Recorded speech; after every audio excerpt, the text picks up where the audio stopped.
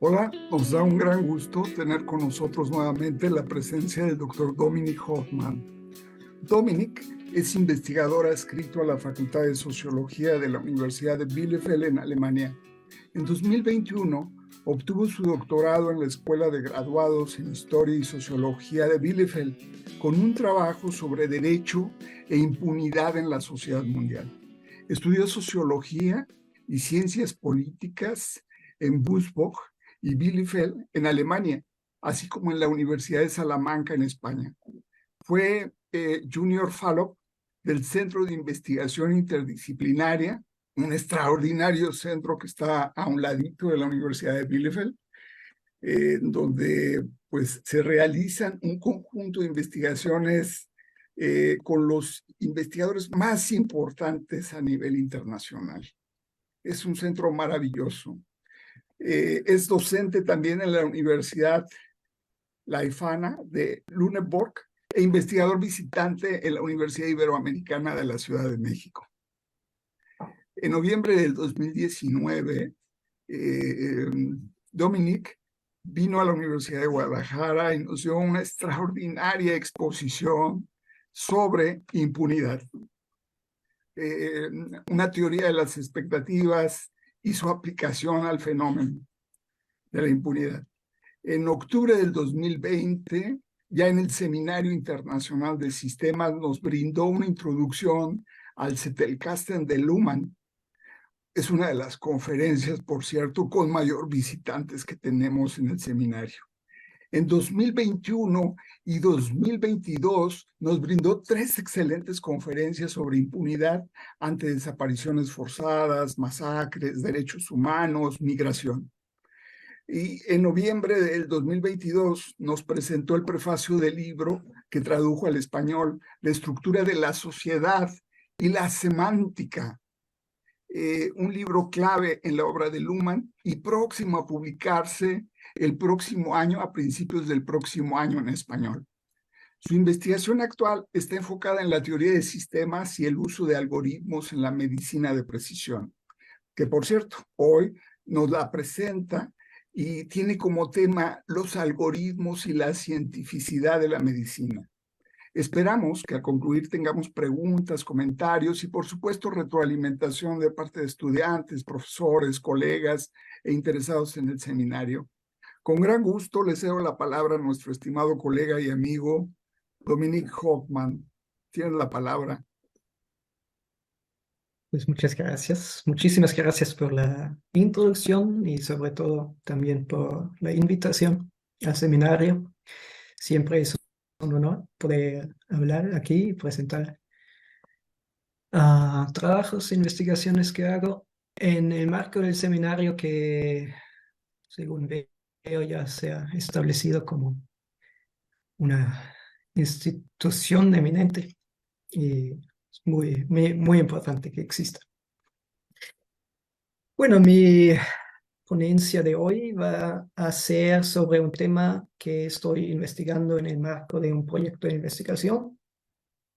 Eso es mi trabajo actualmente aquí en la Universidad de Bielefeld. Es un proyecto de investigación con el título que tal vez aquí en la esquina de la presentación se puede ver, aunque sea un poco pequeño. Se llama The Future of Prediction, el futuro de la predicción, y investiga la predicción algorítmica.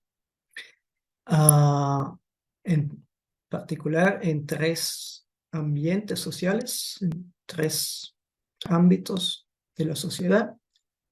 Uno sería la policía, otro los seguros. Y mi subproyecto se dedica a los algoritmos en la así llamada medicina de precisión. Y bueno, lo que hoy quiero presentar todavía no son resultados de la investigación, más bien son algunas hipótesis que tal vez después se pueden discutir, y son hipótesis que me gustaría investigar en el marco de este proyecto. Pero creo que debo empezar con explicar, por lo menos brevemente, de qué se trata cuando hablamos de la medicina de precisión. En realidad no voy a poder abarcar todo el tema, que es un tema muy amplio y bastante complejo, y no solo el problema es que no alcanzaría el tiempo, sino también que yo no soy ni biólogo, ni médico, ni genético, y eso me lleva a los primeros de los puntos que quería exponer para explicar un poco qué es la medicina de precisión, a saber, la molecularización. Es un ámbito dentro de la medicina, un ramo que surgió hace unos 20 años más o menos, y que se hizo posible en base de la capacidad tecnológica de secuenciar el genoma humano alrededor de los años del año 2000, más o menos. En este sentido está muy estrechamente basado en la molecularización de la medicina. Y lo que pasa ahora es que con el tiempo, esa capacidad de secuenciar la ADN, pero también analizar otros datos moleculares del genoma humano, se ha hecho más accesible a pacientes individuales, y se usan ese tipo de análisis para predecir con qué probabilidad, o si con una cierta probabilidad alguien va a desarrollar una enfermedad, cómo se va a desarrollar una enfermedad y cómo una persona individual va a reaccionar a un cierto tratamiento a veces.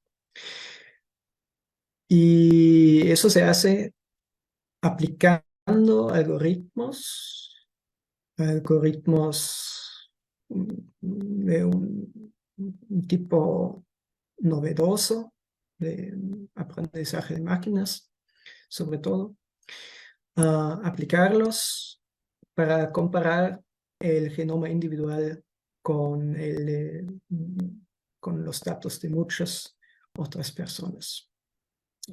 Es un proceso que es un patrón que se puede identificar en muchos ámbitos en los que ahora se están usando los algoritmos. Está basado en esa combinación entre Big Data, grandes cantidades de datos, y la predicción individual a base de esos datos. Y esa parte individual es el segundo rasgo, la segunda característica de la medicina de precisión, que se considera y se presenta como una medicina personalizada, que da recomendaciones personalizadas.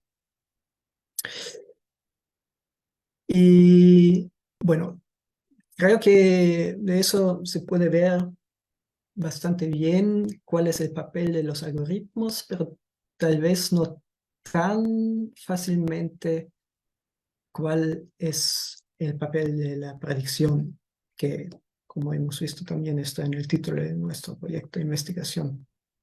En los otros subproyectos que mencioné, policía y seguro, es un poco más fácil decir qué exactamente es lo que se pretende predecir.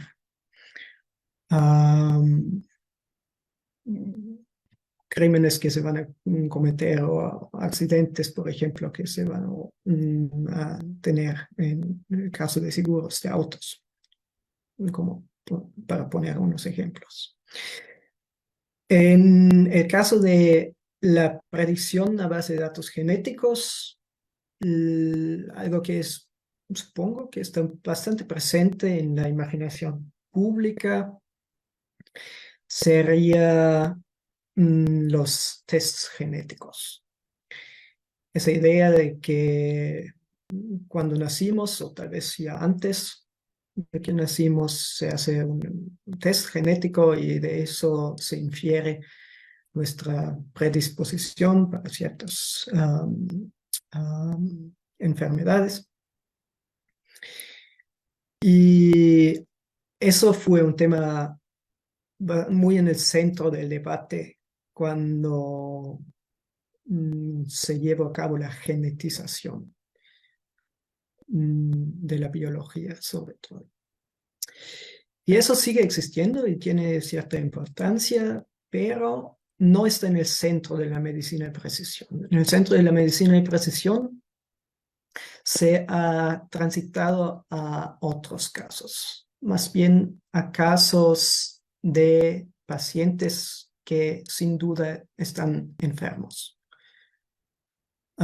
Sobre todo, pero eso se debe a que es un campo en cierne. Sobre todo actualmente se trata de pacientes de cáncer, porque el cáncer es la enfermedad genética por excelencia entre los que, pues tienen importancia para muchas personas. Y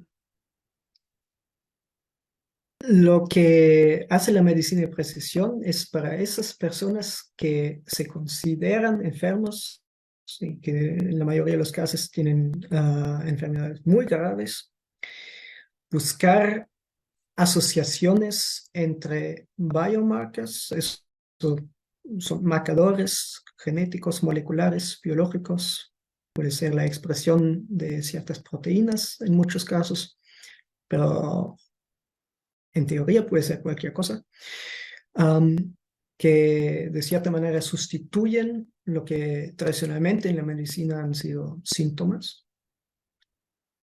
o también factores de riesgo. Predecir asociaciones entre esos biomarkers, entre rasgos fenotípicos, o sea, de la enfermedad, sobre todo, y lo que también es importante, entre potenciales agentes terapéuticos, medicamentos. Y en ese marco también se están desarrollando medicamentos que, por ejemplo, por así decirlo, apuntan en una cierta modificación, una mutación genética. Eso también es uno de los sentidos en los que se habla de personalización. Ahora bien,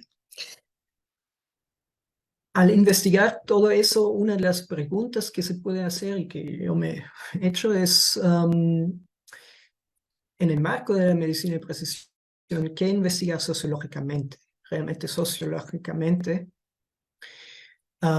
porque eso es otro punto que no está tan claro en el caso de la medicina de precisión como lo es en los casos de policía y seguros, por ejemplo, porque pues los términos que he usado de biomarkers, fenotipos, son lenguaje de la biología. Y mientras que lo que se predice en los casos de seguros, policía y muchos otros que no forman parte de nuestro proyecto, lo que se predice ahí es comportamiento social, son acciones sociales, que entre muchas otras tienen la característica de reaccionar a predicciones que se hacen. Y todo eso no se da de la misma forma en el caso de la medicina, porque cuando se supone que lo que se predice es la enfermedad, bueno, se supondría que la enfermedad no reacciona tanto a nuestras predicciones, ¿no? Sean algorítmicas o no. Bueno, entonces, ¿qué investigar sociológicamente? No hay una falta de temas, hay un sinfín de temas éticos, de hecho muy importantes, conectados, y creo que es obvio en qué consisten, más o menos. No voy a hablar sobre ello ahora. Hay suficientes textos sobre el tema. Se podría hacer una comparación entre el uso de los algoritmos en el caso de la medicina de precisión con los otros proyectos. Eso lo hacemos. Eso sería la parte de la investigación que pertenece a mi jefa, Elena Espósito. Y se podría analizar la interacción entre médicos individuales y los algoritmos. Eso también se hace, tiene que ver mucho con el tema de Explainable AI. Tenemos otro proyecto asociado sobre eso. Se podría analizar a nivel de las organizaciones cómo estructuralmente o institucionalmente se establece el uso de algoritmos. Sobre eso estamos escribiendo un artículo, pero todos esos ejemplos de análisis que se pueden hacer y que sin duda serían sociológicos, son sociológicos de una manera u otra, no tienen tanto que ver genuinamente con la teoría de sistemas. Y bueno, como este es un seminario sobre todo sobre teoría de sistemas, sobre sistemas sociales, complejidad, pensé que como tema podría aquí exponer unas ideas sobre cómo se podría aplicar la teoría de sistemas a ese tema. Y en mi opinión, la gran fuerza de la teoría de sistemas, bueno, aunque seguramente habría mucho que decir también sobre los otros temas que he mencionado, la gran fuerza de la teoría de sistemas consiste en su teoría de la sociedad, dentro de la cual entonces la medicina sería un sistema funcional dentro de la sociedad como su entorno. Y entonces eso es lo que me gustaría hacer y quiero presentar algunas ideas preliminares sobre qué podría aportar una teoría de la sociedad con enfoque en la medicina a este ámbito de estudios. Y quiero partir de una observación de segundo orden de estudios sociológicos, pero no en clave de teoría de sistemas, que se han hecho y que se hacen en la medicina de precisión. Y en mi opinión, ahí se puede observar que un cierto patrón de explicaciones o de análisis se suele repetir una y otra vez. Y eso es que una y otra vez se suelen encontrar distinciones en proceso de disolución cuando sociólogos estudian la medicina de precisión. Entre esas distinciones, eso diría yo que son los más importantes. Tal vez no los únicos, pero los más importantes. La idea aquí es que, pues, en el caso de la primera distinción, prevención, intervención, que eso tiene que ver con lo que ya dije sobre los tests genéticos. Pues hay un hecho que cuando hacemos un análisis genético de una persona, vamos a encontrar tanto información sobre enfermedades actuales como sobre enfermedades, digamos, potenciales. Y es el mismo test. Y en un mundo en que muchas de las grandes enfermedades de nuestra sociedad son enfermedades crónicas, mientras que al mismo tiempo ciertas enfermedades tal vez están presentes latentemente en nuestra genética, pero todavía no se han desarrollado como enfermedades. Se vuelve un poco más difícil distinguir entre los dos, y si tomo medidas para no desarrollar una enfermedad para la que tengo una disposición, eso ya no es tan fácilmente distinguible de una intervención médica, mientras que una intervención médica cuando tengo una enfermedad crónica que tal vez es asintomática. También al mismo tiempo siempre es una previsión, previene contra que se empeore la enfermedad. Bueno, estoy hablando demasiado sobre ese tema, eso no es el punto más importante. En el caso de la distinción entre investigación clínica, esa intuición de que se está disolviendo, la distinción, en mi opinión, se debe principalmente a estructuras institucionales, los centros en los que se aplica en la práctica la medicina de precisión actualmente son a la vez centros de atención médica, pero también de investigación médica. Y los pacientes, que en muchos casos son pacientes con enfermedades inusuales, raros, se suelen inscribir también en estudios clínicos y de esa manera sirven al mismo tiempo como pacientes de la clínica, como también como objetos de estudio de la investigación médica. Y en el caso de la distinción entre diagnosis y terapia,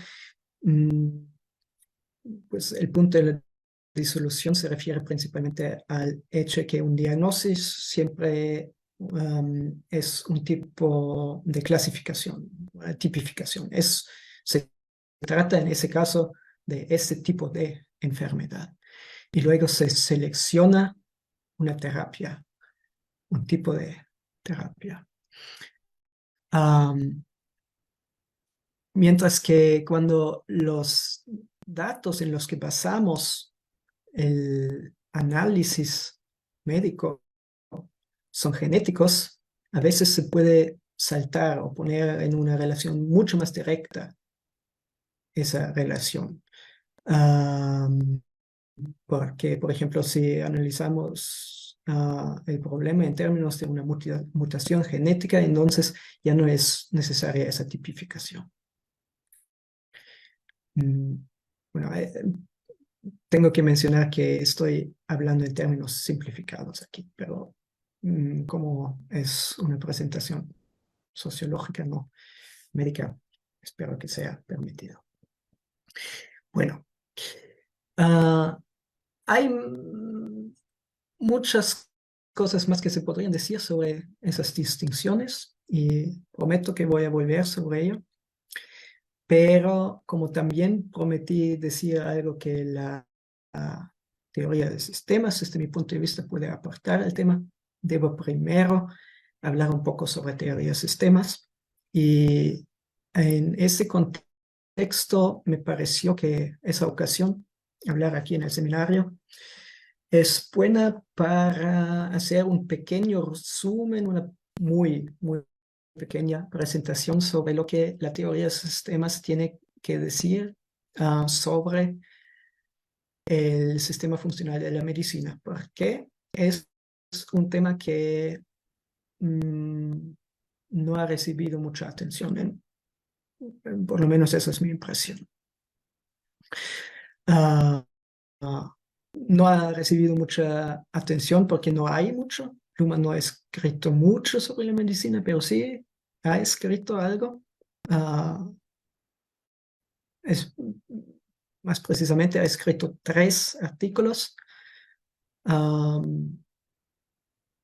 relativamente breves y relativamente escondidos, y si no estoy confundido, no existe una traducción de ninguno de esos artículos al español hasta el momento, así que pues con razón no es muy conocido lo que la teoría dice sobre el sistema de la medicina. Diría que es tal vez entre los sistemas funcionales de los que no mucha gente duda que realmente se trata de un sistema funcional, tal vez es el que menos se suele tratar desde el punto de vista de la teoría de sistemas. Entonces quiero dar este pequeño resumen.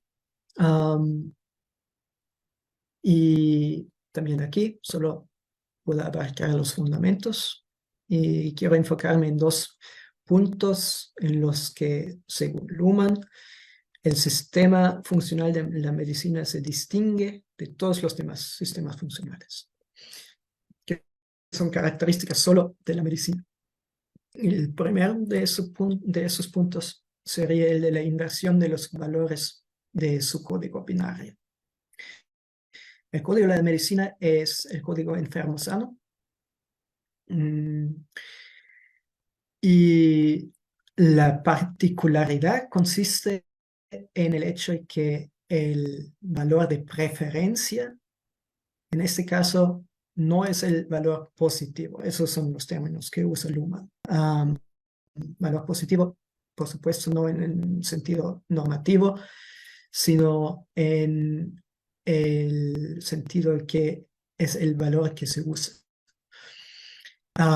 Eso quiere decir que el sistema de la medicina solo puede operar, solo puede concadenar sus operaciones usando el valor de la enfermedad, enfermo, mientras que sano debe existir para reflexionar, para poder distinguirlo de algo, pero con el valor sano, el sistema de la medicina no puede hacer nada, no puede proceder. Esa es la teoría, ese es el núcleo de ese teorema. Y eso está conectado con muchas otras observaciones. La salud es según este esquema, es un valor, pues, de cierta manera utópico, absoluto, porque nunca es alcanzable. Siempre estamos enfermos de algo. Y eso hace que existe solo como valor de reflexión, solo para brindar un valor contra el cual se puede distinguir el valor positivo del sistema, que es la enfermedad. Eso sería uno de los teoremas principales de Luhmann sobre la medicina. Otra cosa sería la falta de un sistema de reflexión. Eso quiere decir que, pues, un sistema de reflexión, como sabrán, dentro de la teoría son los sistemas mediante los cuales los sistemas funcionales se autoobservan y se distinguen a sí mismos en contra de su entorno. Y son esos sistemas que en la mayoría de los casos los acoplan estructuralmente con la ciencia. En el sistema de la religión es la teología, en el sistema del derecho es la jurisprudencia. Y en el sistema de la medicina, según Luhmann, particularmente no hay un sistema de reflexión. Y eso, entre las explicaciones que da más que una sola explicación, pero las explicaciones que dan son, en mi opinión, explicaciones parciales. Una de las explicaciones que da es que es muy estrechamente vinculado con la inversión de los valores del código, porque si la salud sano fuera el código positivo del sistema de medicina, entonces sí habría algo que reflexionar. Habría que definir qué es salud. Mientras que si es enfermo, la agudez de la situación en la que está la persona enferma es justificación suficiente para hacer algo. Y para la existencia del sistema de la medicina. El sistema funcional de la medicina no debe dar cuenta de su existencia y de la justificación de su existencia, porque esta se considera obvio a través de los meros hechos de la vida. de la agudez y la radical presencia de la enfermedad. Bueno, esos serían algunos puntos. Ahora bien, aunque he dicho que no hay muchos textos en clave de teoría de sistemas sobre la medicina, algunos sí hay. También que no sean de Luhmann mismo. Y mi opinión al leerlos, no todos siempre son de muy alta calidad teórica, en mi opinión, pero hay una observación que se puede hacer es que casi todos, sí, casi todos, no me ocurren muchas excepciones, casi todos se enfocan en el punto de si el sistema de la medicina realmente es el sistema de la medicina. Tal vez debería llamarse de otra forma. Tal vez deberíamos hablar de un sistema de la salud, tal vez de un sistema de la atención médica para distinguirlo de todo lo que no es tratamiento y curación en un hospital o una praxis médica. Y me parece que la intuición que tienen en común esas propuestas de tal vez sustituir el, el término del sistema de la medicina, que tienen en común algo que no es mero nominalismo. No se trata sobre cuál es el mejor nombre. Si fuera así, sería una discusión pues vana. Y en mi opinión sí hay algo, una intuición básica que está, que forma, por así decirlo, el núcleo de esa discusión, y esa es esa intuición de que se ve que salimos al bosque para correr, bueno, estoy en Alemania, entonces digo, en el frío y la oscuridad, para mantenernos saludables, sanos. Que hoy en día sí se habla del valor saludable, sano, saludable. En alemán no se distinguen los dos, es un hecho importante. Por ejemplo, cuando comemos, nos preocupamos por comer saludable. Entonces, la intuición es que pues tal vez algo ha cambiado desde que Luhmann escribió eso, y tal vez ahí esa inversión de valores no es completa, y si fuera así, entonces tal vez lo que Luhmann describe cuando describe el sistema de medicina es solo una parte de un conjunto un poco más grande. En breve, habría más que decir sobre ese tema, pero lo dejo en ello. Y en breve se puede decir que los problemas que parecen ser los más importantes para los humanianos que escriben sobre medicina son problemas de la delimitación del sistema. Y yo no quiero dar un juicio final sobre ese asunto, más bien quiero hacer una pequeña ampliación. Quiero advertir al hecho de que esos problemas de delimitación en los textos sobre los que he hablado se suelen presentar como problemas de delimitación entre salud pública, algo que así más o menos se puede llamar, y atención médica.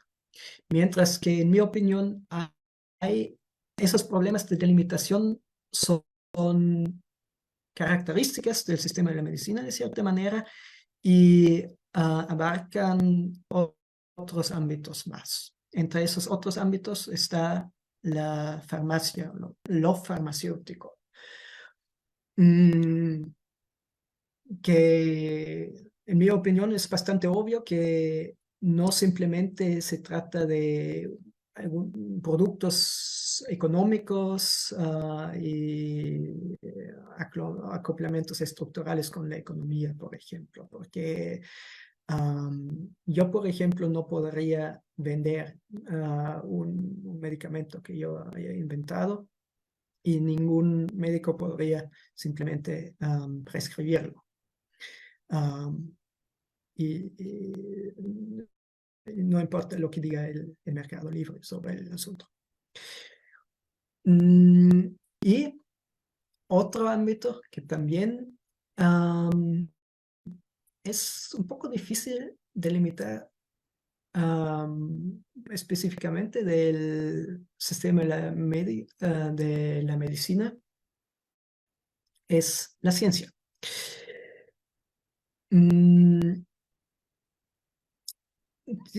La distinción entre ciencia, medicina tiene una tradición muy, muy larga, mucho más vieja que la modernidad.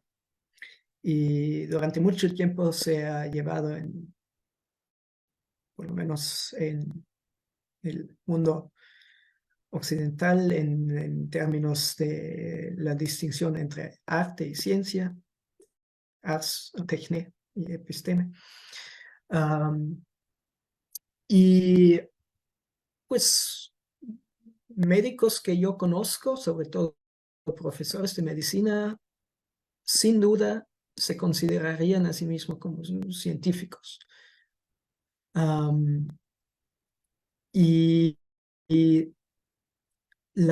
por ejemplo, existen muchas revistas médicas que funcionan en base de la operación basal de la publicación, que es, según la teoría, es una característica del sistema de la ciencia. Entonces, no es tan fácil demarcar exactamente la medicina de la ciencia y diferentes maneras en las que se podría hacer.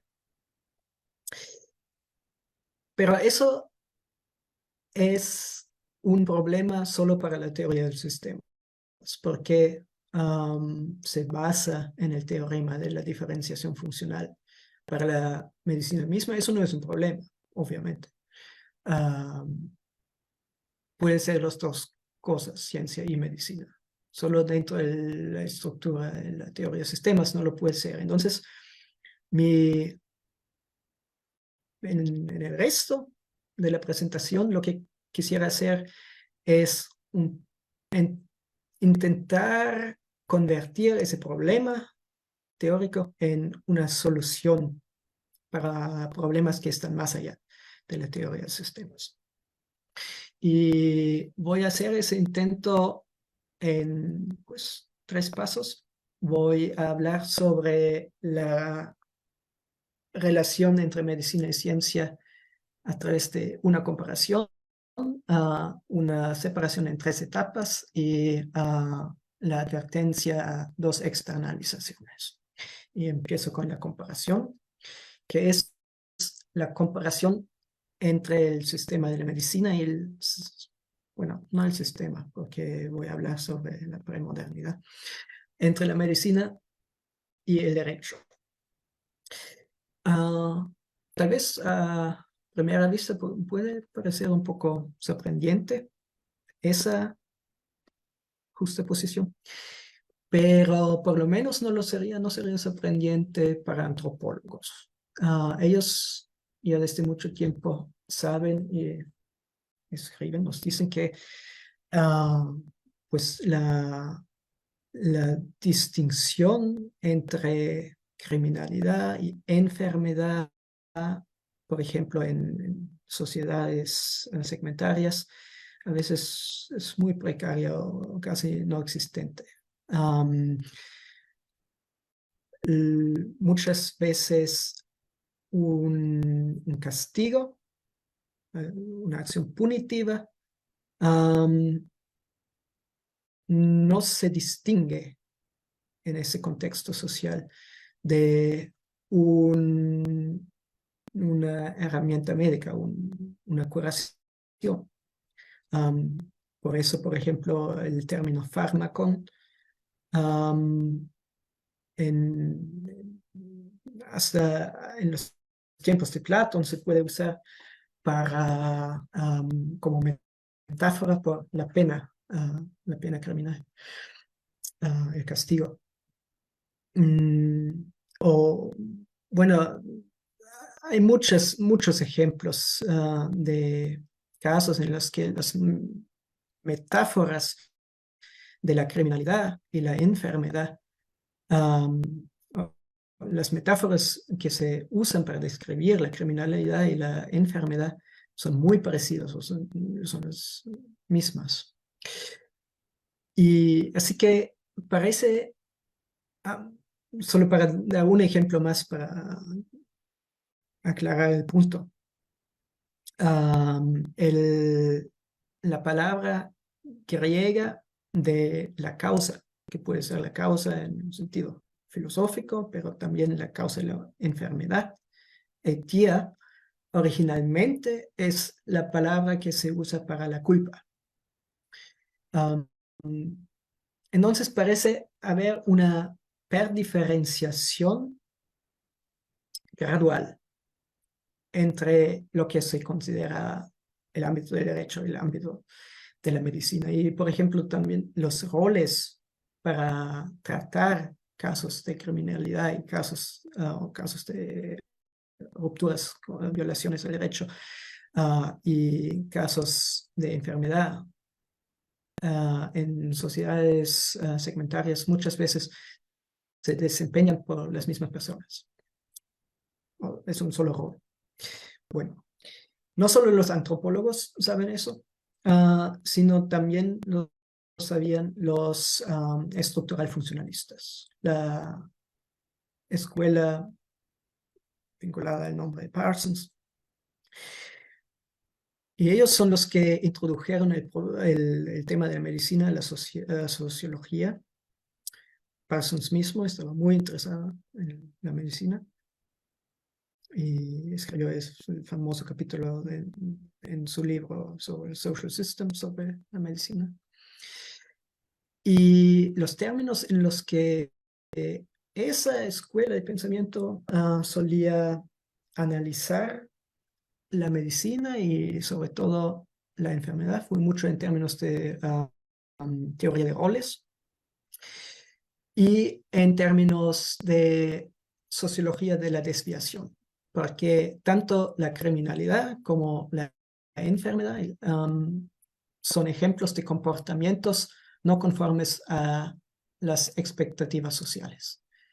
Son ejemplos de comportamientos de desviación y se tienen que tratar de cierta manera. Y ese tratamiento se distingue luego que los dos ámbitos se diferencian. Y la manera de distinguirlos es a través de la ascripción de la culpa, por así decirlo. En el caso de la criminalidad, la culpa de la desviación tiene el criminal. Mientras que en el caso de la medicina, se ascribe a su entorno.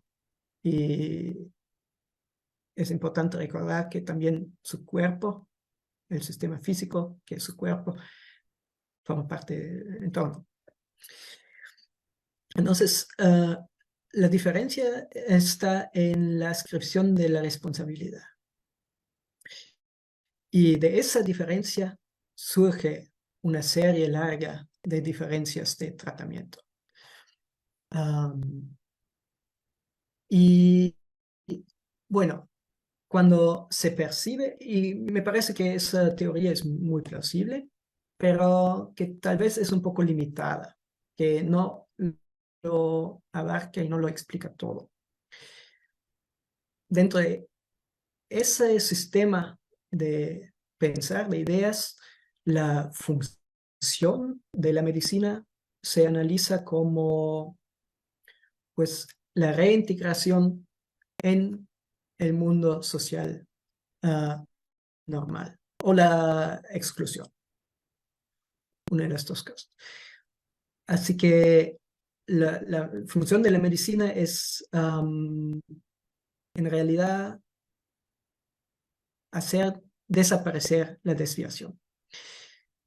Y eso seguramente pasa y es importante, solo que diría que eso no debe ser la función, sino más bien me parece ser la prestación de la medicina, porque es algo que es importante para los demás sistemas funcionales de la sociedad. Y creo que puedo clarificar eso haciendo referencia otra vez a esa comparación con el derecho. Que en el derecho también el equivalente sería pensar que la función del derecho consiste en evitar o excluir la criminalidad, lo que no logra, no puede lograr. Y es un gran logro de Luhmann haber enseñado o haber teorizado que en realidad eso es una prestación del derecho, resolución de conflictos y guía de comportamientos. En realidad la función consiste en otra cosa, en una cosa menos visible, pero el derecho no solo es derecho penal, y el derecho sobre todo tiene como función, en vez de impedir que haya criminalidad, dan la certeza de que en caso que hay, se puede seguir teniendo expectativas normativas. No se deben cambiar las expectativas. Es la función del derecho, según Luhmann. Y me parece que lo mismo o algo análogo aplica para la medicina. Tal vez en ese sentido se podría pensar que la función de la medicina es simplemente existir, brindar la certidumbre al individuo de que cualquier cosa que pase, incluso si no es posible adscribirla a la culpa de una persona o de un sistema psíquico, incluso en ese caso hay algo que se puede hacer. En un primer momento no es tan importante qué es lo que se hace, pero seguramente y sin duda hay que regular qué cuenta como válido. Y eso es el tema del resto de mi presentación.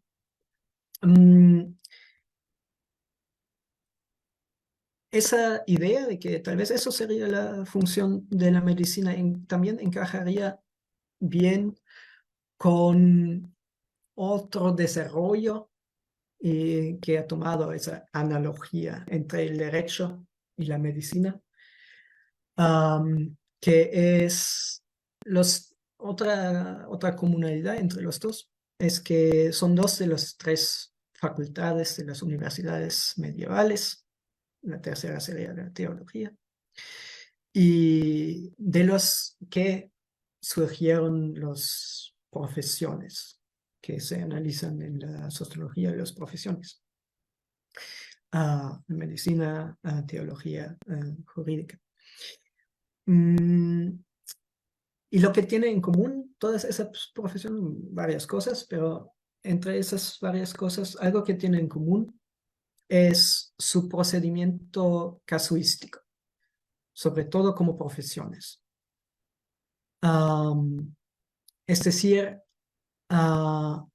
brindan apoyo para el individuo, se tratan casos individuales, brindan apoyo al individuo en su lidiar con el mundo, o sea el mundo social o el mundo trascendente,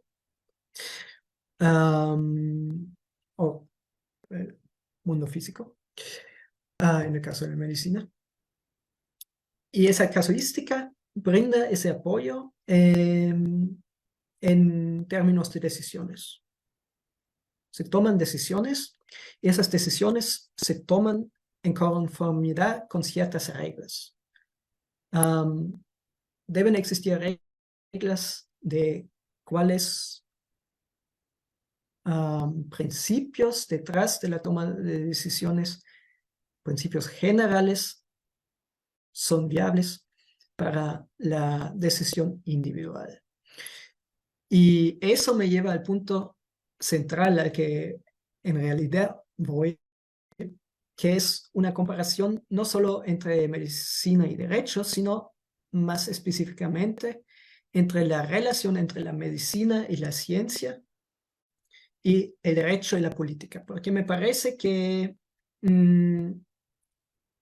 se pueden ver varias cosas a través de esa comparación.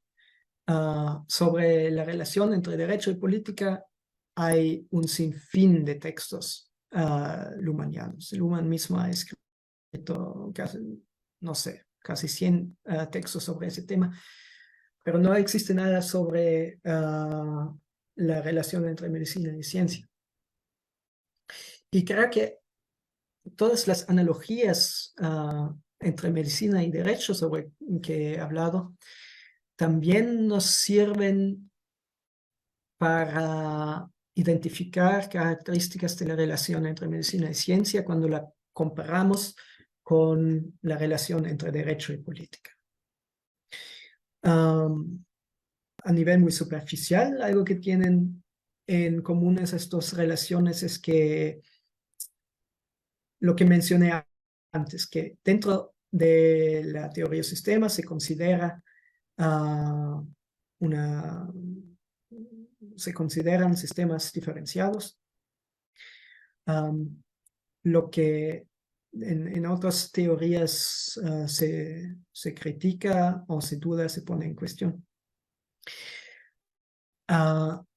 Y eso se debe a, en el caso del derecho político, por lo menos, según Luhmann, a un cierto principio del aumento de la autonomía de los dos sistemas a través de un crecimiento simultáneo de la interdependencia. Y yo creo que lo mismo aplica para la relación entre medicina y ciencia. Tendría algunos ejemplos, pero no me da tiempo para ellos ahora. Y se podrían escribir libros sobre el tema. Pero lo más importante, el punto al que voy, es el punto de la programación condicional, lo que he puesto ahí. Es otra parte de la teoría luhmanniana sobre la relación entre derecho y política. El derecho mantiene su autonomía a través de la combinación entre código binario y programación, pero la programación la externaliza a la política en forma de leyes. La política promulga leyes que en el derecho se consideran derecho. Y que en esa forma sirven para decisiones individuales entre derecho y no derecho. Y mi propuesta, mi hipótesis sería que también en la relación entre medicina y ciencia tiene lugar una programación condicional así. Tal vez eso suene un poco contraintuitivo, porque se supondría que la programación de la medicina no es programación condicional. Me estoy refiriendo a la distinción luhmanniana entre programación condicional y programación final. Se supondría tal vez que la medicina tiene como fin, tiene programaciones finales, tiene como fin la curación. Pero me parece que suponer eso sería caer en la misma trampa que mencioné antes, que es la trampa de suponer que la función del derecho es evitar o impedir que haya criminalidad. la medicina no puede lograr la curación y los casos, en muchos casos, y las medidas que toma para intentar curar son bastante inciertos. Tanto así que supongo que no se podría mantener como sistema con su cuota, su tasa de éxito. Más bien, me parece que también en ese caso se trata de programación condicional. Si X, entonces, por ejemplo, si se trata de tal enfermedad y tal rasgos fisiológicos, patológicos, pues entonces se elige este tratamiento. Bueno, entonces el siguiente paso sería dar cuenta de cómo se lleva a cabo esa programación, ese condicionamiento. Cómo se decide qué cosas se pueden considerar como científicamente establecidos. Y eso me lleva a esas 3 etapas. Me doy cuenta que creo que tengo que acelerar un poquito.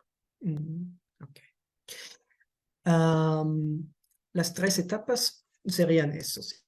Y estoy retomando aquí un concepto que se ha usado mucho en la sociología y la medicina. Originalmente Chusen lo adapto un poquito. Y eso se refiere a la medicina dentro de la sociedad funcionalmente diferenciada, o sea, la sociedad moderna, en la que al principio, después de la diferenciación entre la ciencia y la medicina como sistemas autónomos, la medicina se lleva a cabo, pues, on the bedside, para usar esa palabra clave, pero lo que quiere decir es en interacciones, en la interacción entre el médico y el paciente. Y eso también implica detrás de puertas cerradas en la mayoría de los casos. Eso es importante porque eso sirve para mantener el concepto y que los tratamientos que prescribe el médico son científicamente condicionados. La justificación, en ese caso, se da a través de la persona del médico que ha estudiado la medicina y que posee una cierta autoridad profesional, una pericia profesional. Mientras que el nacimiento de la clínica es el proceso que en el libro más reconocido sobre el tema descrito Foucault, pero que también se ha estudiado mucho en varios, pues, más o menos todos los ámbitos nacionales, varias escuelas de historiadores sobre todo. Y algo que pasa con el nacimiento de la clínica es que la pericia profesional y la figura, la persona del médico ya no es suficiente para justificar la cientificidad de los condicionamientos, porque ahora se concentran muchos casos, muchos pacientes en una sola clínica, a veces no tienen todos los mismos médicos, y pues surge la capacidad de comparaciones y se descubren nuevas enfermedades y se descubre la estadística. Ahora, también con la toma de notas de historias de pacientes, una comparación a gran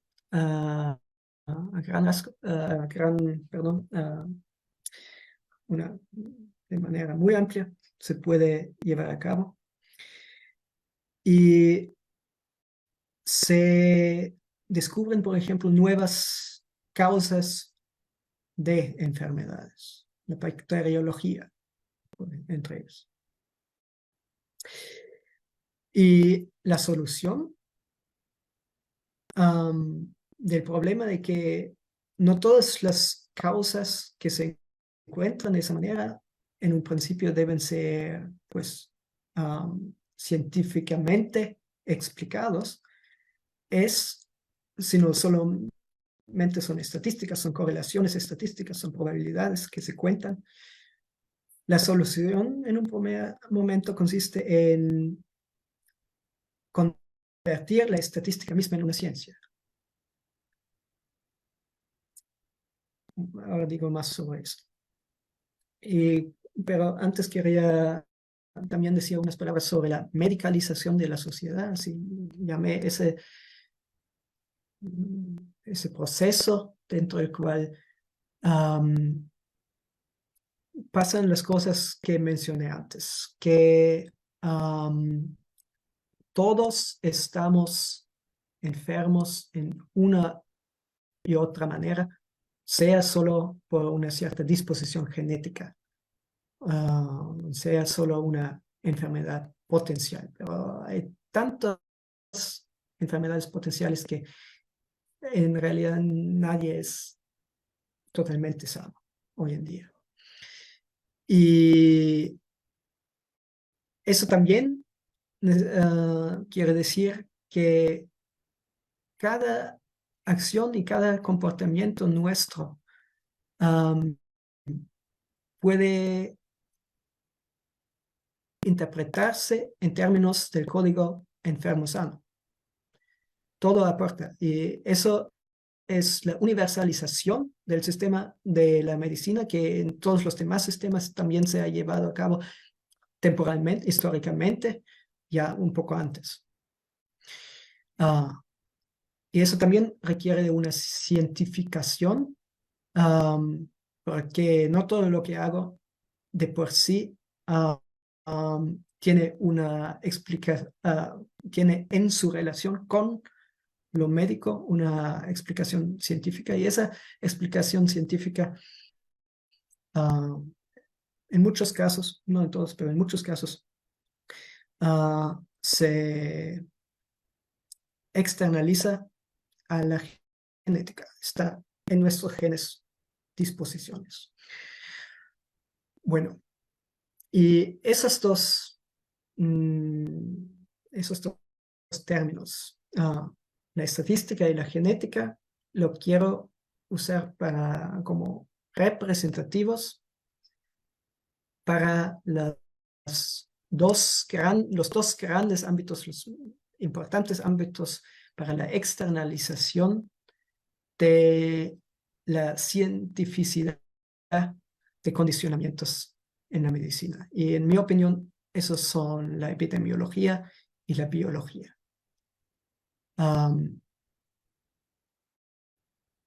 Justificaciones para condicionamientos y para decisiones dentro de la medicina se consideran científicas y así aprobadas cuando provienen de evidencia epidemiológica o biológica.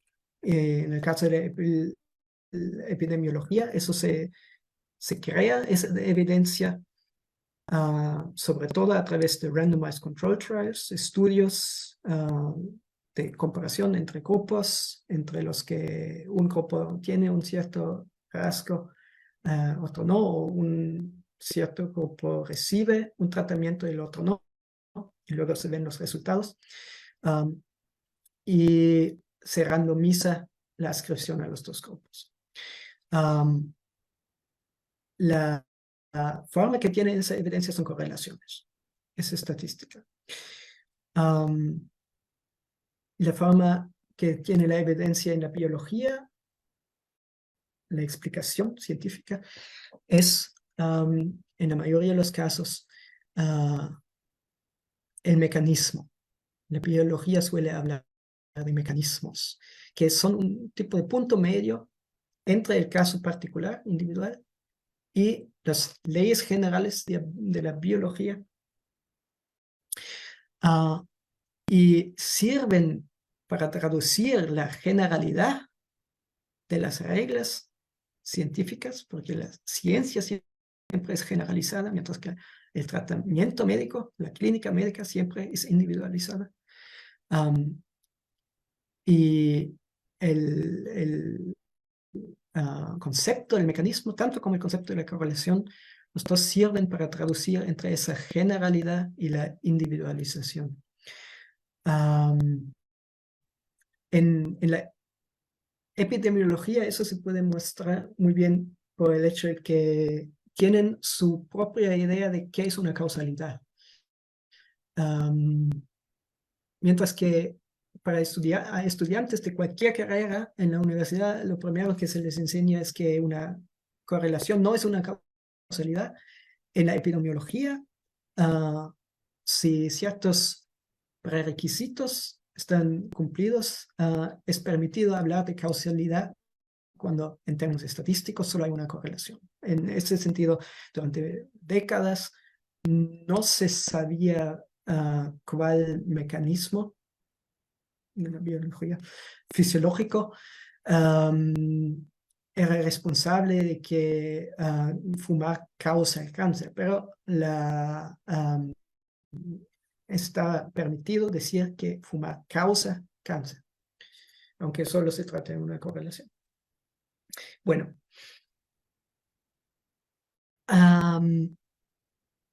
sí, lo voy a dejar con eso y ahora voy a regresar, como lo había prometido, sobre las hipótesis que quiero hacer. Con la ayuda de todo ese panorama muy amplio, demasiado amplio, de la medicina y la teoría de sistemas de la medicina. Y como había prometido, quería aplicarlo o con la ayuda de ese panorama decir algo más sobre esas distinciones que supuestamente se encuentran en proceso de disolución. Con la ayuda o con el trasfondo de todo lo que he dicho sobre el sistema de la medicina y su relación con la ciencia, en mi opinión, se pueden ver algunas cosas que en la discusión actual no se ven cuando se discuten esas distinciones. Lo primero sería que todas esas distinciones son genuinamente modernos. No quiero decir que la investigación o que el diagnóstico solo existe en la modernidad, pero las distinciones, distinguir la prevención de la intervención, la diagnóstico de la terapia, esas son distinciones genuinamente modernas y eso sería la hipótesis basada en lo que he dicho sobre la teoría de sistemas de la medicina. Se deben a la perdiferenciación que con la modernidad se da entre la ciencia y la medicina.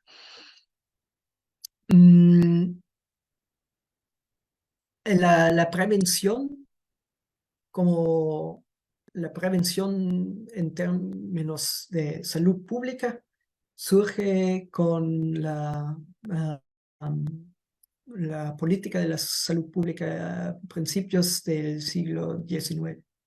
La distinción entre investigación y clínica sustituye la distinción entre teoría y práctica de la universidad medieval, porque ahora los roles ya no se pueden combinar tan fácilmente en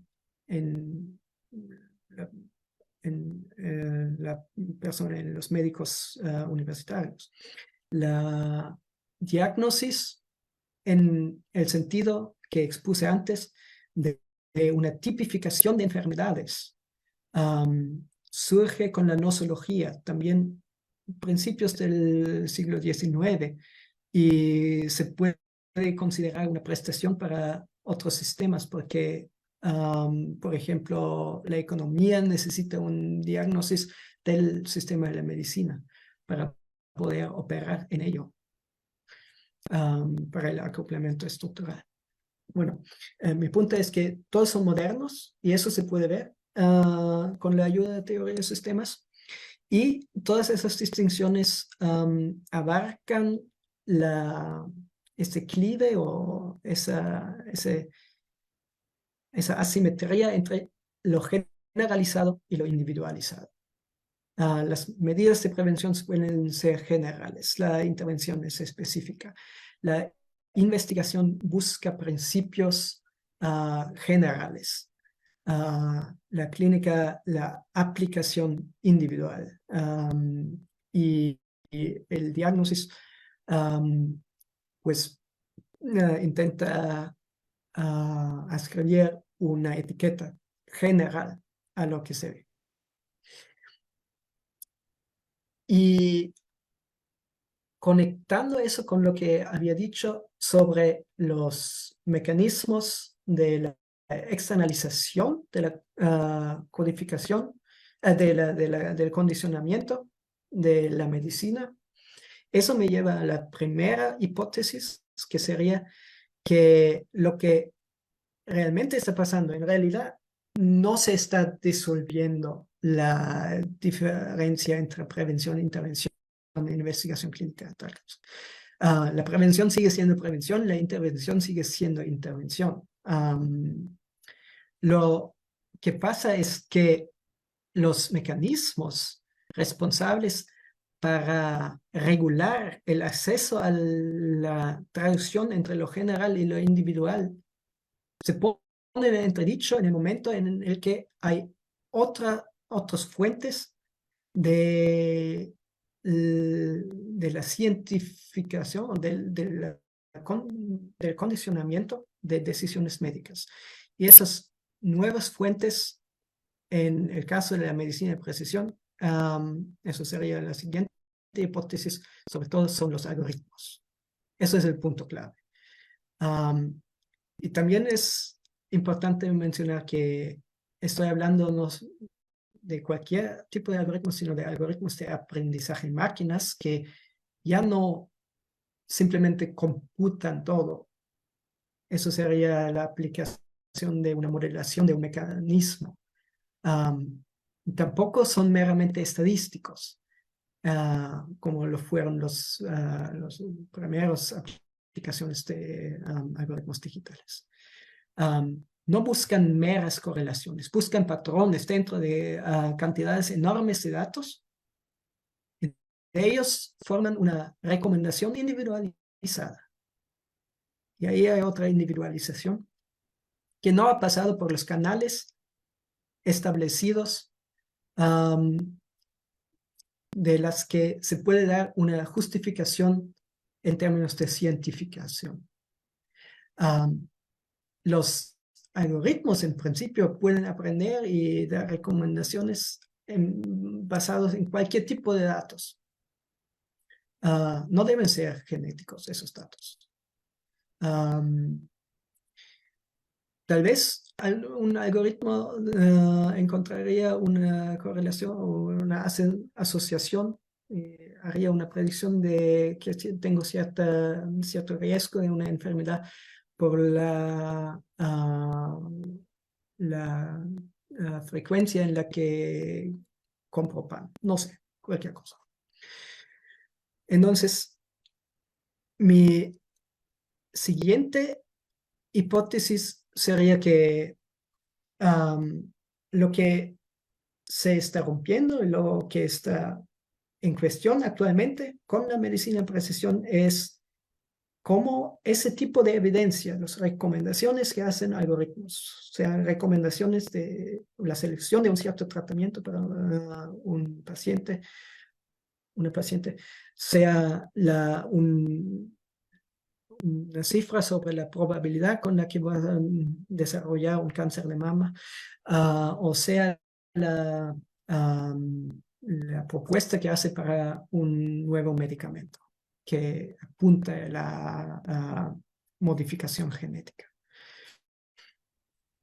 lo que se requiere, lo que está en un estado precario, es la cientificidad de esa evidencia algorítmica. Pero somos funcionalistas y suponemos que si no hubiera soluciones por lo menos tentativas para ese problema, si no se hubiera nada de justificaciones o cientificaciones, dado lo metido que es la medicina en esa relación con la ciencia. Y bueno, aquí tengo que hacer una pequeña nota al pie. En todo ese tiempo estaba hablando de la biomedicina tipo occidental, que es el resultado de la perdiferenciación entre ciencia y medicina. Aunque sé que también hay otras formas de medicina cuya evidencia, cuyo condicionamiento no necesariamente es científico. Medicina tradicional en algunos casos. Pero me enfoqué en esa parte de la medicina porque estoy hablando de la medicina de precisión y esa es la tradición en la que está la medicina de precisión. Bueno, cierro ese paréntesis. Lo que quería exponer, y eso es mi último punto, es que creo que ya se pueden observar algunos mecanismos a través de los cuales se cientifican las recomendaciones algorítmicas y así se hacen aplicables en la práctica clínica. Y aunque sean tal vez muy preliminar. Y un rasgo que tienen todos en común, eso sería mi última hipótesis, es que me parecen ser basadas en reentradas entre lo algorítmico y lo científico. Y esos serían algunos ejemplos. En primer lugar, la molecularización misma, la genetización de la medicina, que va de par en par con la introducción de los algoritmos. Porque como dije antes, no es una ley natural que los datos, que el tipo de datos, la calidad de los datos en los que se basan esos algoritmos en la medicina deben ser genéticos. Pero sí lo son. Y hay muchas razones tecnológicas que no quiero negar, pero creo que también eso sirve porque la opacidad, el carácter como black box, caja negra de los algoritmos, que no sabemos cómo llegaron a sus conclusiones, a través de esa molecularización se puede proyectar al mundo mismo que esos algoritmos describen, porque se considera que la genética es tan compleja, los procesos genéticos son tan complejos que simplemente todavía no conocemos todos los mecanismos. Y entonces esa opacidad se puede considerar una característica de la parte biológica, o sea, científica. Otra reentrada sería en términos de la estadística, que los randomized control trials, los estudios randomizados que mencioné antes, se siguen haciendo. Ahora no solo se estudian asociaciones entre enfermedades y medicamentos, sino también se incluyen cada vez más en lo que se estudia, en los tests, los biomarkers y también los mismos algoritmos. Se aplican las mismas medidas de precisión y a los algoritmos se empieza a medir científicamente a través de la estadística qué tan buenos son los algoritmos en sus predicciones. Y los últimos dos puntos son tal vez un poco más utópicos, pero son cosas que realmente existen, que se hacen y que se ofrecen. Digital Twins sería un modelo los dos están basados en la simulación, modelación algorítmica. En el caso de Digital Twins, la idea es que en vez de simplemente probar un tratamiento para un paciente enfermo, una paciente enferma, se crea una simulación virtual de esa persona con la misma genética y ciertas otras calidades, y se simuló cómo reacciona a ese tratamiento. Y el último ejemplo serían los virtual trials, dado que los randomized control trials son una cosa muy costosa y requieren mucha planeación. Hoy en día hay proveedores comerciales que ofrecen virtual trials, ofrecen hacer una simulación de ese estudio clínico que se puede hacer para averiguar si realmente vale la pena hacerlo. Eso es muy breve. Bueno, eso solo han sido algunas.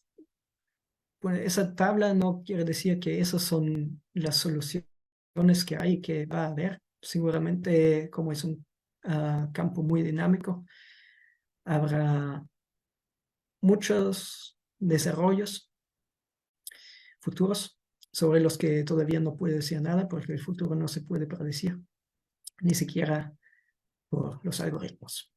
Y con eso termino. Dominique, brillante, ¿eh? Brillante. Hipótesis extraordinarias para entender la medicalización social hoy por hoy.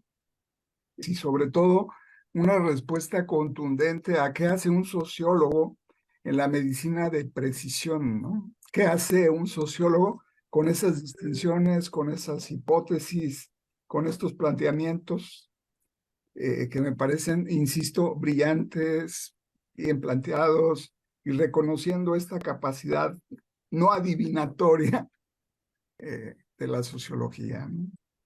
Me parece interesantísima la forma en que trabajas el nacimiento de la clínica. En el nacimiento de la prisión de Foucault también aparece este rejuego de la estadística como una ciencia proveniente de las instituciones. Me parece muy interesante la comparación con el modelo de medicalización social en la biología y ya no tanto en la epidemiología, que está transformando de alguna manera nuestras formas de entender lo médico hoy por hoy.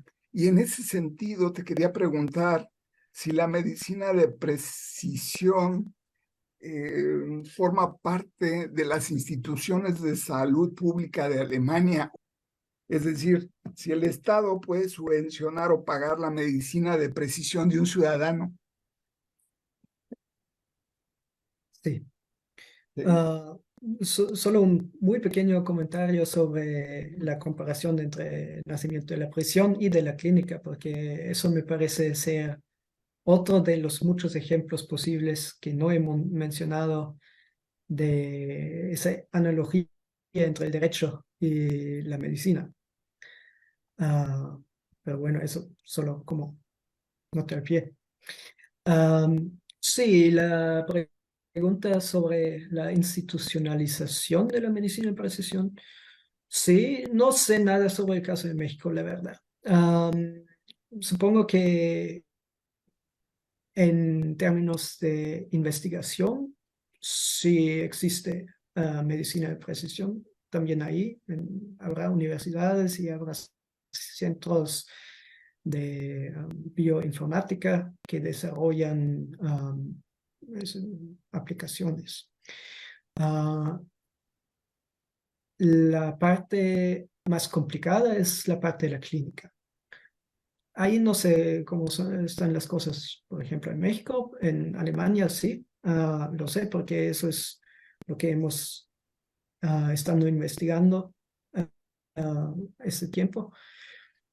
Y sí, hay centros de medicina de precisión, sobre todo ubicados dentro de clínicas universitarias. En Alemania el sistema es así que los mejores clínicas son las clínicas universitarias, muy en general. Y es obvio, y eso también aporta a esa impresión de que se esté disolviendo esa distinción entre investigación y clínica, porque los centros son los mismos. Y sí, puedo contar solo un poco sobre las organizaciones particulares que hemos investigado dentro de ese proyecto, que son los así llamados Molecular Tumor Boards, conferencias de tumores moleculares. No, pues no sé qué tan buena es esa traducción, pero lo que son gremios de expertos de varias disciplinas, bioinformática, genética, patología, oncología, algunas más, que se juntan regularmente y hablan sobre sobre todo casos extraordinarios y casos de pacientes de cáncer, para los que los tratamientos regulares han fallado. Y intentan encontrar, basándose en los análisis genéticos, los análisis del tipo sobre el que he hablado hoy, intentan encontrar nuevas formas de terapia para esos pacientes y hacer recomendaciones de, por ejemplo, targeted drugs, los llaman. O sea, son, pues, me cuesta decir eso en español, pero pues medicamentos que apuntan a un cierto pathway, un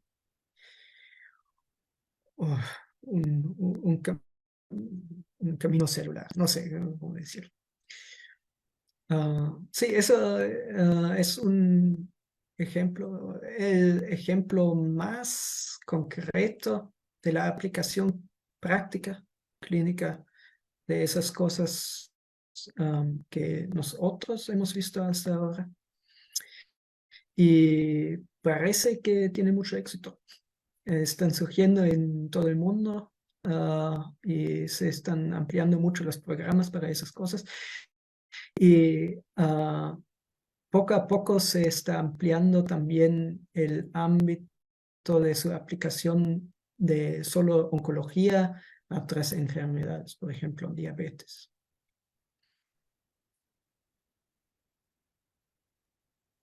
Oh, pues qué impresionante, ¿eh? Que ya haya esta atención médica a los ciudadanos alemanes. Luis R. Dice, excelente presentación. Lo dice en la Red Latinoamericana de Sistemas Sociales y Complejidad, en nuestra página. Dice, sobre mecanismos y correlaciones, ¿podría ampliar cómo se ensamblan metodológicamente con teoría de sistemas? Pienso que es clave para las hipótesis de la supuesta disolución que enuncia Dominique.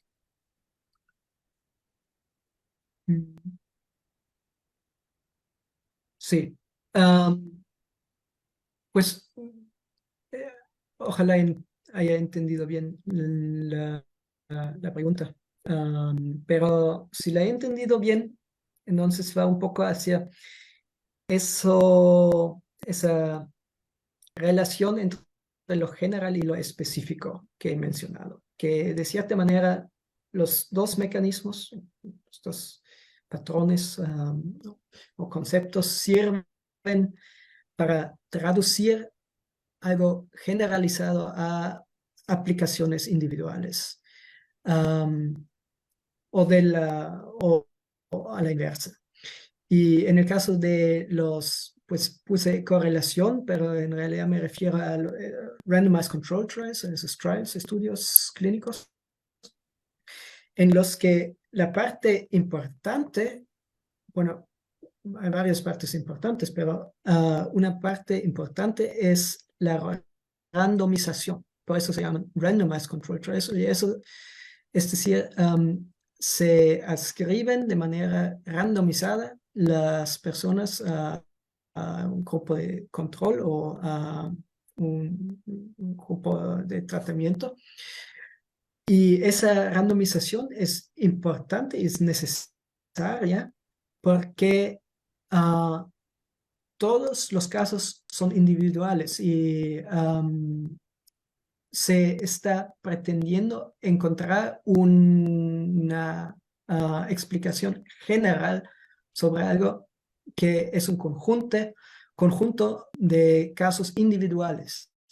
Y entonces se debe poder abstraer de una manera científicamente aprobada de la individualidad de los casos. Y como no es posible hacer grupos en los que todas las personas son absolutamente iguales en todos los aspectos, lo que se hace es servirse de las leyes de la probabilidad que dicen que las excepciones, cuando los números son suficientemente grandes, se van a recortar, se van a perder.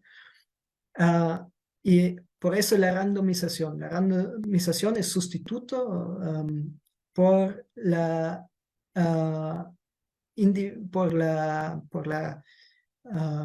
generalización de individualidades. Eso es para el caso de las correlaciones y los randomized control trials. Y en el caso del mecanismo, lo que iba es que, bueno, en la biología también se usan otros conceptos, pero tiene mucha importancia esa idea del mecanismo. Y lo que es que se dice que sobre el funcionamiento exacto en esa parte, digamos, por ejemplo, la transmisión de señales en la célula. Sabemos a grandes rasgos lo que pasa. Lo que no sabemos son todos los detalles. Esa es la individualidad. Entonces hay que explicar plausiblemente que en ese caso también es permitido abstraer de las individualidades.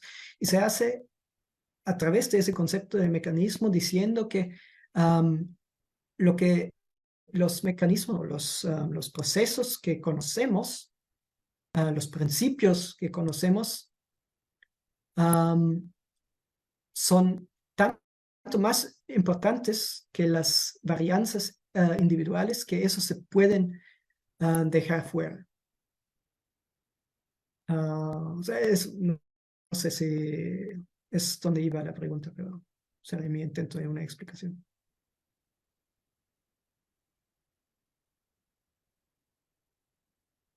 Perdón, creo que estás muteado.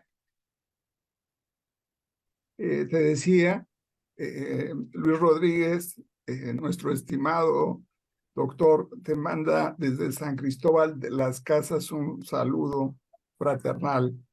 Fíjate que Juan Pablo Tobar Quiñones, de la Fundación Sicomoro de España, dice: saludos, Dominique, muy interesante tu exposición, un trabajo muy ambicioso. Mi pregunta es sobre tu análisis de las fricciones con el derecho y la ética, porque uno de los aspectos necesarios para el entrenamiento de estos algoritmos es la recogida y el estudio masivo de información sensible relacionada con la genética y condiciones de gran cantidad de personas, no el paciente en concreto. con la que poder desarrollar estos modelos y posteriormente valorar las desviaciones del paciente con relación al modelo. Información cuyo acceso genera discusiones en el ámbito jurídico y ético. Sí, pues sin duda estoy de acuerdo con todo eso. Es un gran reto y dentro de esa praxis misma, eso también se considera uno de los retos más grandes. La parte de la que no estoy tan seguro es si realmente es el caso que no se puede, que no se puede decir que no son individualizados los datos que se colectan, si he entendido bien. Eso es lo que se dice, porque pues la idea fundamental detrás de esa concepción de qué es la genética es que los genes, el genoma es lo que nos da nuestra individualidad y bueno, no quiero decir que hay que creer todo eso, pero lo que sin duda es cierto es que con datos genéticos sí se pueden rastrear huellas individuales y se pueden, cuando se archivan, también se están archivando muchas informaciones sensibles, personalizadas. Y uno de los retos más grandes y una de las áreas de investigación que más se fomenta, se gestiona actualmente en la bioinformática es el intento de encontrar maneras de archivar ese tipo de datos sin archivar informaciones personales. Y no es fácil y de cierta manera es un dilema para toda esa área de medicina de precisión. Porque, como he dicho, actualmente, por lo menos los pacientes que reciben ese tipo de tratamiento y de atención suelen ser casos extraordinarios, raros, para los casos normales o tradicionales todavía se aplican pues, los tratamientos normales. Y justamente esos casos son raros porque en muchos casos poseen, por ejemplo, mutaciones genéticas extraordinarias, no normales, sobre los que todavía no existen datos de comparación. Entonces, sus datos son aún más valiosos. Y pues son cuestiones abiertas las de cómo manejarlo. Y muy en general puedo decir que la tendencia parece ser que todo lo que tiene que ver con protección de la personalidad, protección de derechos de personalidad, se maneja de una manera mucho más estricta. Por ejemplo, uso esos ejemplos porque son los que conozco, en Alemania que en Estados Unidos. En Estados Unidos se pueden usar, por ejemplo, cuando dije que los datos genéticos no necesariamente deben ser los únicos datos, el proteoma y transcriptoma no deben ser los únicos datos que se pueden dar para aprender a los algoritmos. El gran paso siguiente parece ser la integración de diversos datos muy variados, de índole muy variada. Y entre otras fuentes, una de las fuentes más importantes para eso son Electronic Health Records, las historias de pacientes digitalizadas. Y también para eso se pueden usar algoritmos, text mining algoritmos, que pueden analizar y digitalizar esos reportes y llenar bases de datos con la información que encuentran en ellos. Y eso es una fuente de la que se espera mucho para el futuro, pero que en Alemania, por cuestiones de regulación, derecho, todavía no se puede usar.